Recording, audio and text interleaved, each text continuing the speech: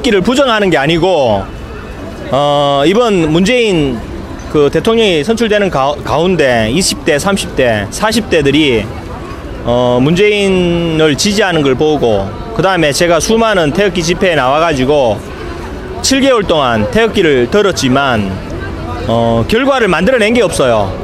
그리고 우리가 그 집회 현장에서 지나가는 청년들을 볼 때 태극기 집회를 보고 귀를 막고 지나가는 모습을 볼 때마다 너무나 가슴이 아프고 저 청년들이 우리의 동생이나 형제나 가족일 텐데 저들이 귀를 막고 가는 집회는 계속되어 가지고 우리가 결과를 만들어낸 게 없잖아요.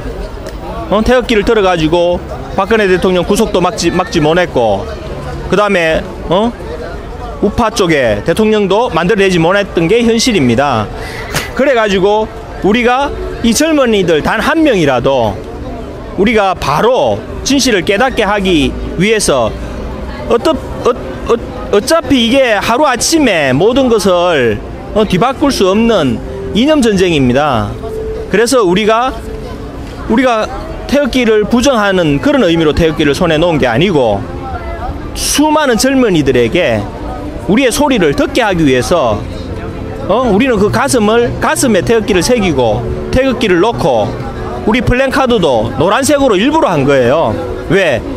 젊은 애들이 노란 색깔에 관심이 많으니까 우리는 진짜 노란 카레도 싫어할 정도로 노란색을 싫어하지만 어쩔 수 없이 젊은 친구들에게 관심을 받기 위해서 태극기를 손에 놓고 색깔도 노란 피켓을 들었습니다. 왜냐하면 젊은 사람들의 동참을 이루어내지 못한다면은 우리는 미래가 없습니다. 그래서 그런 취지로 또 그 다음에 우리가 많이 태극기 집회에 요구했던 사항이 있습니다. 이제 좀 바뀌어야 된다. 지난 7개월 동안 우리가 태극기를 들었지만 어떠한 결과를 만들어내지 못했다면은 뭔가 방법을 바꿔야 되는데 그 방법을 바꾸지 못했다면은 이게 문제가 있는 거지 않습니까? 그래서 우리라도 나서가지고 남들이 봐도 젊은 층이 봐도 저 사람들의 주장이 일리가 있고 저 사람들이 하는 소리에 귀를 기울여 봐야 되겠다. 그런 관심을 끌 수 있게끔 그렇게 우리가 질서정연하고 법의 테두리 안에서 누가 봐도 와 멋지다. 어떻게 우리가 이제 보수 우파들이 앞으로 나아가야 될 방향을 우리라도 먼저 제시해보자. 그런 취지로 14차 기자회견을 했습니다. 그런데 우리의 작은 목소리가 어떤 큰 변화를 당장은 이루어내지는 못할지라도 집회 신고가 된 게 아니고 예, 기자회견식으로요. 그래서 우리가 구호를 외치지는 못했어요. 예, 피켓만 들고. 왜냐하면은 그 세월호 천막 앞에 보수 우파 집회는 허가를 내주지 않습니다. 저는 집회인 줄 알았어요. 예, 집회가 아니고 기자회견입니다. 그래 기자회견 형식을 빌어서 우리가 14차를 했는데 많은 유튜브 방송이나 많은 사람들이 우리의 취지를 알아주고 그 다음에 후원해주고 동참해주시는 분들이 되게 많습니다. 오늘은 그래서 숨은 애국자분들을 취재하려고 제가 나왔거든요. 네네. 그러니까 말로만 이렇게 막 떠들고 막 이렇게 막 세력 그런 거 말고 실질적으로 운동을 하시는 걸 제가 이제 보여드리고 싶어요. 저도 태극기 집회 초창기부터 참여를 해가지고 전면에 서가지고 많은 활동을 해봤는데 지금에 이루어지는 이런 형태들을 보면 아깝기 세월호 우리 천막 앞에서 봤지만 이 사람들은 속된 말로 시체팔입니다. 어떤 사람들의 불행을 어떤 사람들의 죽음을 이용해 가지고 자기들의 정치적 목적이라든지 사리사욕을 채우기 위해서 그 자리를 지금까지도 지키고 있습니다. 그러나 우리 보수 우파에도 그런 분들이 많아요. 자기의 정치적인 이익을 위해서 개인의 사리사욕을 위해서 박근혜 대통령을 팔면 안 된다는 거죠. 저는 그 생각에는 변함이 없습니다. 간신들이 박근혜 대통령 옆에 붙어가지고 간신 노릇을 해가지고 오늘의 사태가 온 겁니다. 그 사람들이 충신이 아닙니다.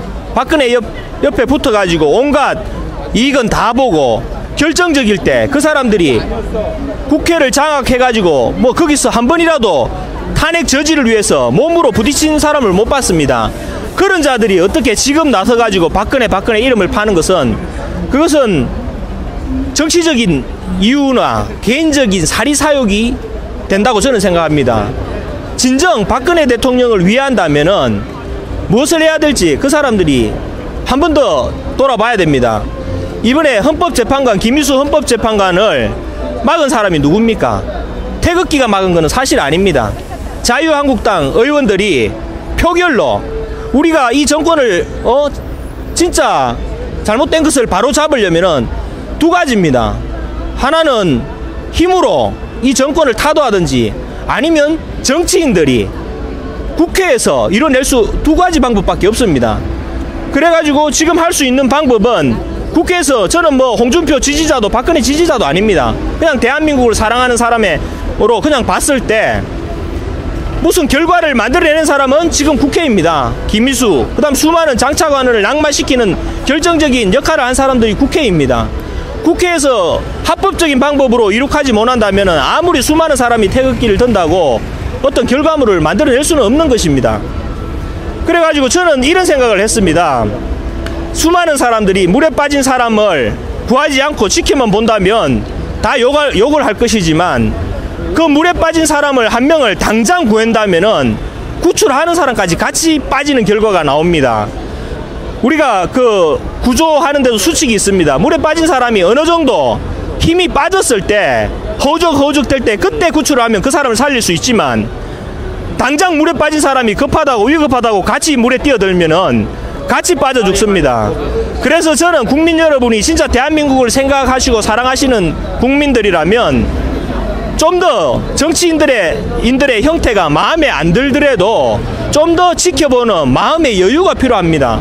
박근혜 대통령이 저기 옥살이 하는 거 가슴 아파 안 할 국민들이 없습니다. 그리고 또 한 가지 국민 여러분께 말씀드리고 싶은 것은 태극기를 안 들었다고 모두 빨갱이가 아닙니다. 집회에 동참하지 않았다고 애국자가 아닌 것이 아닙니다. 각자 위치에서 태극기를 손에 들지는 않았지만 저는 대한민국 90% 국민들은 90% 이상의 국민들은 다 애국자라고 생각합니다. 그러나 중요한 거는 우리가 현실로 보지만 제가 제일 가슴 아팠던 거는 저의 친동생이 형이 이렇게 길거리에서 1년 넘게 투쟁을 하는 걸 보고도 대통령을 문재인을 뽑았다고 합니다. 저는 진짜 좌절했고 가슴이 아팠습니다. 우리가 보십시오. 우리의 형제, 우리의 자식들도 우리 마음대로 안 되는 게 현실입니다. 그래서 근본적인 이념의 어떤 바른 것을 심어주지 않는다면은 우리의 수많은 선배들이 그 다음에 우리의 어르신들이 태극기를 손에서 들고 추위와 더위와 싸운 게 모든 게 물거품이 될 수 있습니다. 그래서 제가 가슴이 되게 아팠습니다. 그래서 결국은 우리 젊은이들이 이 땅을 살고 우리의 후손들이 살아야 될 나라입니다. 그들의 마음을 얻지 못한다면은 아무리 우리 선배들이 태극기를 팔이 빠지라 흔들어도 소리 없는 메아리에 불과하다고 봅니다. 그래서 우리가 보이지 않는 곳에서 숨은 곳에서 수많은 사람들이 활동을 하고 있고 나라를 위해서 지금 저와 같이 행동하시는 형님도 구치소에서 1년 선고를 받고 항소심에서 4개월 깎여가지고 올 11월 달에 이제 출소한다고 제가 면회를 다녀와서 들었습니다.